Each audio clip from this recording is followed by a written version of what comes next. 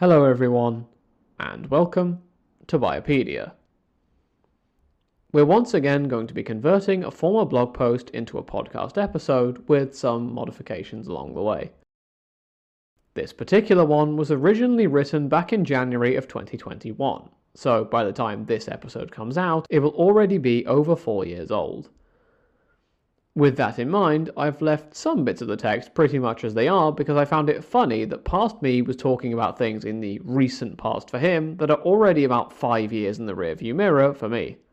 So, I hope you enjoy, and I'll let the writings of past me take it from here. I just wanted to share something that I've recently been delving into a bit more thanks to my studies. Namely, the age of the Earth people commonly accepted before the theory of evolution as proposed by Darwin and Wallace in 1859.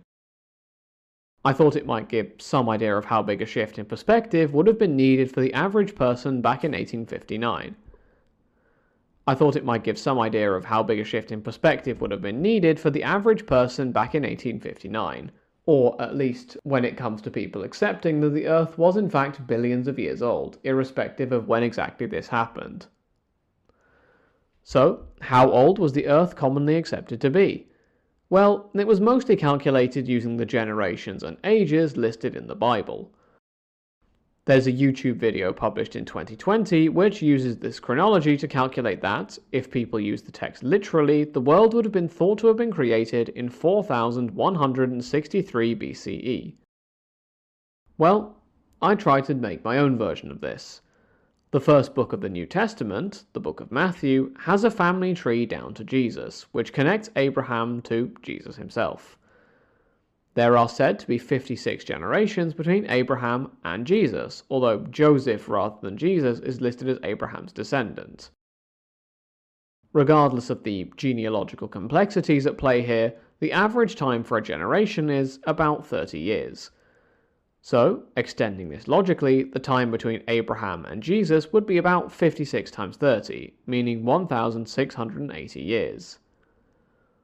From here, it's just a case of working backwards towards Adam and Eve.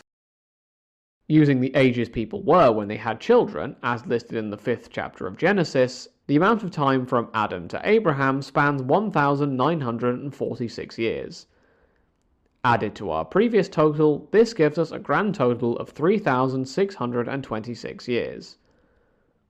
If we take Jesus as being born in 5 BCE, that would make Adam and Eve born in 3621 BCE. I know it's not quite the same figure as the video came to, but it's interesting to do the legwork for ourselves. Aside from these more literally minded Genesis-focused chronologies, there is also the Anno Mundi, or Year of the World chronology. This has the start of the world placed on the 1st of September 5509 BCE. The chronology that I think is most often cited, including, if I remember rightly, in Good Omens, is that of James Ussher, an Irish bishop. His specified date is 4004 BCE, which indicates a sort of consensus appears to be forming between these old thinkers that the Earth was perceived to be roughly 6,000 years old.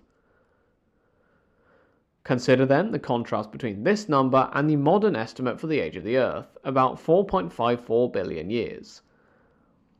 Now, the time period between the start of the world as given by Ussher and 1859 is 5,863 years. Let's make this number equivalent to 1 step, which I'm going to approximate as a meter for the sake of my calculations. To walk this new age of the Earth, in Ussher-sized steps let's call them, you would have to travel over 774 kilometers, very roughly speaking 484 miles. None of this is to say that the modern estimate of the Earth isn't correct. However, I find myself agreeing with the sentiment I saw expressed by Stephen Jay Gould. Namely, just because the old age of the Earth turned out to be wrong, it doesn't mean that we should deride the people behind these estimates for that fact. If nothing else, it shows how big a shift in perspective there would have been around about the time the ideas of evolution, etc. started floating around this time. That brings us to the end of today's episode. As always, thank you all for listening.